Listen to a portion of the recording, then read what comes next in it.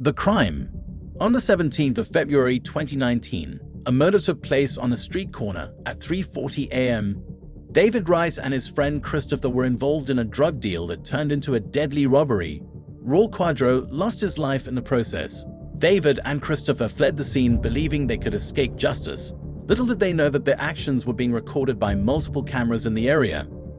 So, like I said, it's already been in the media. 4 people have been arrested. It's not like we don't know what happened to some extent, We're a few days into this, so a lot of investigation has gone into this thus far. But there's always more that we don't know from every single party, right? Everybody has a little piece of the puzzle. We don't necessarily get the truth from everybody. So I would like to hear from you what happened. The initial denial. When David was brought in for questioning, he still believed he could outsmart the detectives. He denied any involvement in the crime and claimed he had no knowledge of the events. He seemed confident that his intelligence would protect him. I don't know what you're talking about. Just kind of out the door at this point. Man, I got several people who have already identified you. You're identified on video. So it's not a question of that you were there. It's more a question of what led up to this, what was supposed to happen. Because I don't think this is what was actually supposed to happen. I don't think that was your plan to go out there and kill somebody. Evidence piles up. However, David's confidence quickly crumbled as detectives presented concrete evidence against him. Multiple witnesses had identified him through CCTV footage, and there were Facebook messages discussing the alleged drug deal. David had no alibi, and his lies were starting to unravel. They're not looking out for you.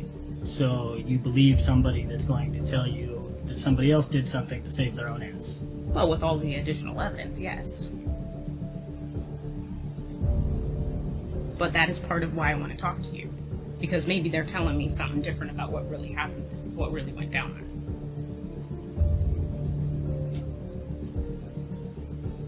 I'm not going to believe 100% what they told me. Yeah, that's good. You probably shouldn't. Because if they're telling me you're the one who was planning this stuff, do I believe that? I don't know. Should I? I don't, because I know more than that. The plan, the whole, I wasn't there,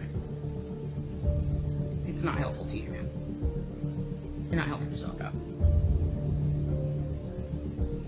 I've been out of jail for all of a week and a half. I've spent almost every minute of it with my girlfriend. So, as for did I plan to kill anybody, did I kill anybody? No, I didn't. Playing the silence card. At this point, it's essential to note that staying silent during an interrogation can be a wise strategy, coupled with requesting a lawyer. However, David chose a different path. He continued to deny his involvement and tried to divert suspicion onto others, threatening consequences. Detectives attempted to make David realize the consequences of his actions on his friends. They warned him that if he continued to stay silent and let others take the fall, his girlfriend might also face legal trouble. This approach aimed to appeal to David's sense of loyalty and morality. So you're just going to play that you have no idea what happened because you weren't there? I was not, no. I know you were there.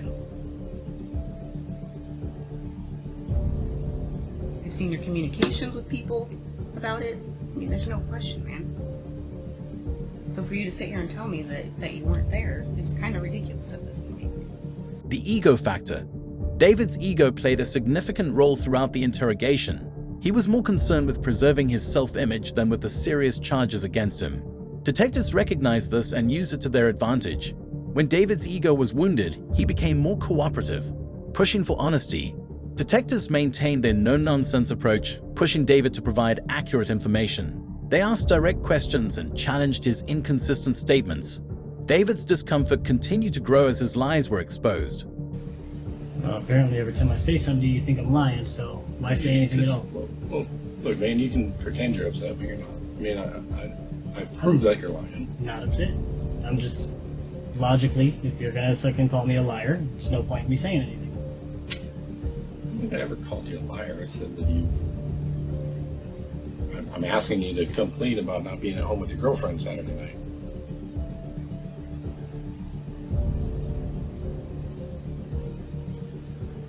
Because you obviously had your phone Saturday night, right? Because you met up with Cody. You communicated with him via phone. So that ain't the night you didn't have your phone. The breaking point.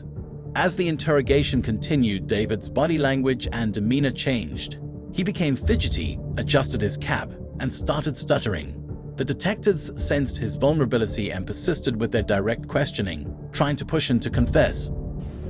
I don't know what clothes or gun you're talking about. The clothes you were wearing Saturday night, where are those? I probably put them in the hamper so they'd be washed. Okay. So the clothes you were wearing Saturday night are at your place. More than likely. The importance of detail. The detectives emphasized the importance of accurate details in David's account. They sought to establish a timeline and determine his whereabouts during the critical hours of the crime.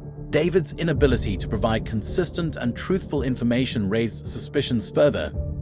What does that mean? Well, I have been known to change clothes at 2 other places, but I don't think that I was there, so... Okay. And what were you wearing Saturday, do you remember? More specifically, Sunday morning. Yeah, Saturday night late. After you met with... When you met with Cody, what were you wearing? Blue jeans, white t-shirt. The endgame. In the end, David's web of lies unraveled. Detectives had presented him with irrefutable evidence, and his ego had taken a hit. His initial attempts to outsmart the police had failed, and he began to realize the gravity of the situation. The detectives' relentless pursuit of honesty ultimately paid off. In this interrogation, we see the importance of honesty and consistency when dealing with law enforcement. Attempting to manipulate the situation through deception can backfire, as detectives are trained to uncover the truth. Staying silent and seeking legal counsel is often a more effective strategy when facing serious criminal allegations.